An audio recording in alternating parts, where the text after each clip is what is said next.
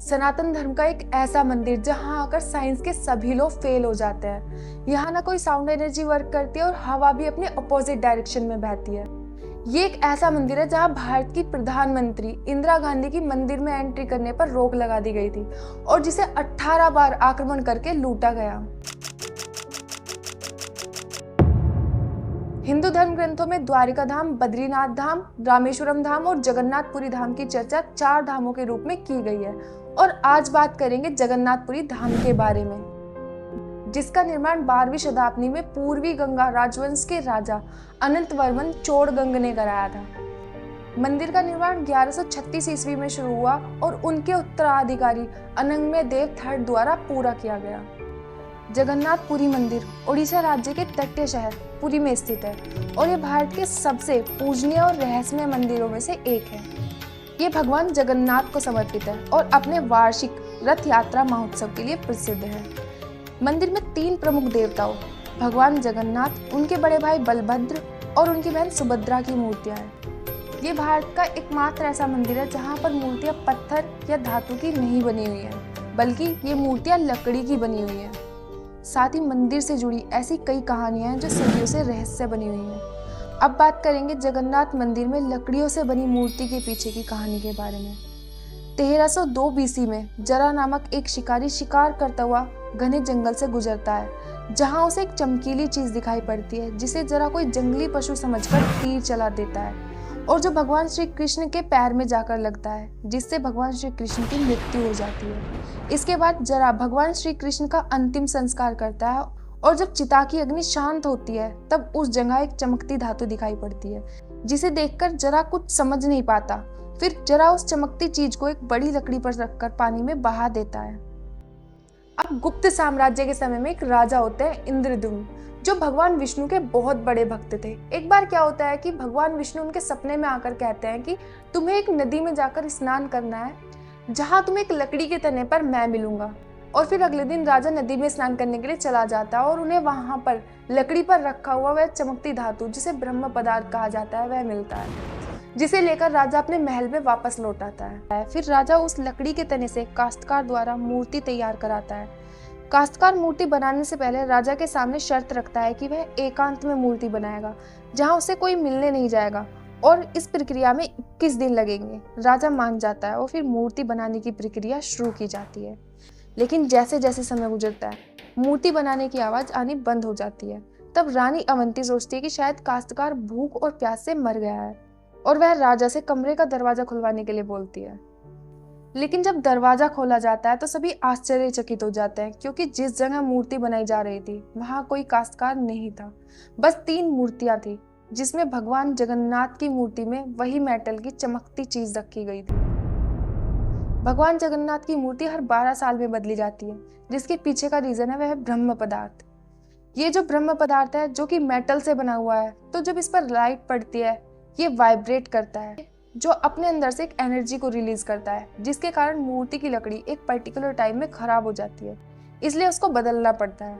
जब इसे बदला जाता है, जो कि हर 12 साल में होता है, तो उस दिन मंदिर में किसी को एंट्री नहीं दी जाती।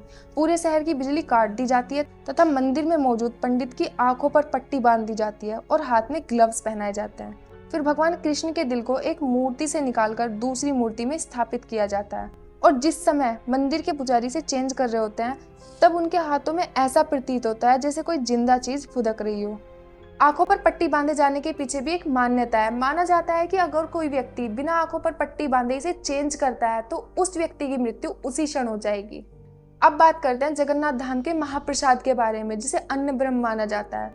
महाप्रसाद को सबसे पहले भगवान जगन्नाथ, बलभद्र और सुभद्रा को चढ़ाया जाता है, उसके बाद भक्तों में वितरित किया जाता है। महाप्रसाद की तैयारी के लिए इस्तेमाल की जाने वाली सामग्री पूरी तरह से शुद्ध और पवित्र होती है, जिसे मंदिर के रसोई घर में बनाया जाता है। जगन्नाथ धाम मंदिर की रसोई के महाप्रसाद में भी एक रहस्य छिपा हुआ है। वो ये है कि महाप्रसाद को पारंपरिक तरीके से मिट्टी के बर्तनों में चूल्हे पर बनाया जाता है। विशेष बात यह है कि कई मिट्टी के बर्तन एक दूसरे के ऊपर रखे जाते हैं, जिसके हिसाब से सबसे पहले नीचे वाले बर्तन में सबसे पहले प्रसाद बनकर तैयार होना चाहिए। लेकिन इसके विपरीत सबसे पहले ऊपर के बर्तन में प्रसाद तैयार होता है।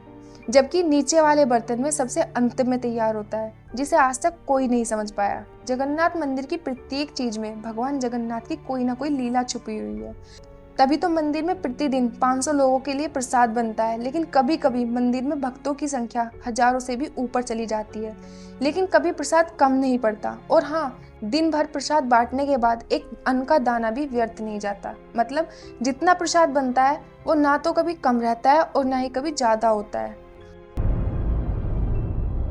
अब आगे बढ़ते हैं तो मंदिर के शिखर पर एक झंडा लगा हुआ है। ये झंडा हमेशा हवा की विपरीत दिशा में फहरता है। इस घटना ने वैज्ञानिक और भक्तों को समान रूप से चकित करके रखा हुआ है। साथ ही मंदिर के शीर्ष पर स्थित सुदर्शन चक्र, जिसको किसी भी दिशा में देखने से वो प्रत्येक दिशा में समान दिखाई पड़ता है, और मंदिर के झंडे को रोज बदलना पड़ता है।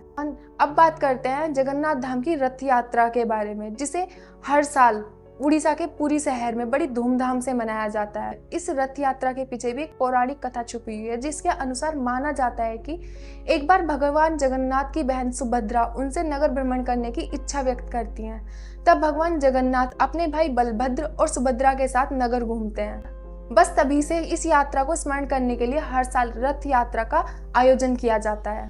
इस यात्रा को देखने के लिए लाखों की संख्या में श्रद्धालु पुरी पहुंचते हैं। रथ यात्रा के लिए 3 विशाल रथ तैयार किए जाते हैं, जो लकड़ी के बने होते हैं। सबसे पहला रथ भगवान जगन्नाथ का रथ, जिसे नंदी घोष के नाम से जाना जाता है। ये रथ सबसे बड़ा होता है, जिसमें 16 पहिए होते हैं और इसका रंग लाल और पीला होता है। और दूसरा रथ बलभद्र का रथ, जिसे ताल ध्वज के नाम से जाना जाता है। इसमें 14 पहिए होते हैं और इसका रंग लाल और हरा होता है।